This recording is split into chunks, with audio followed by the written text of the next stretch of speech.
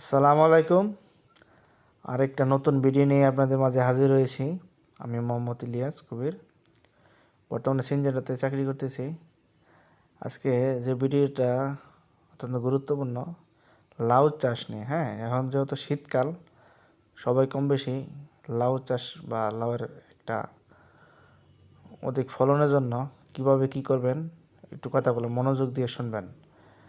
লাউয়ের যে মাদার মধ্যে প্রত্যেকটা মাদায় কমপক্ষে 4টা করে বীজ দিবেন। আর একটা মাথা থেকে আরেকটা মাথার দূরত্ব সর্বনিম্ন 10 ফুট দেবেন, কারণ একটা মাথাতে 4টা গাছ থাকলে মোটামুটি 1% জায়গা 4টা গাছে আপনার ডালপালা সরাই যাবে। আর অবশ্যই কিছুদিন পর পরই যখন 1 ফুট উঁচু হবে তখন ছত্রাকনাশক আর কীটনাশক ব্যবহার করবেন, তাতে করে পাতা ডোগা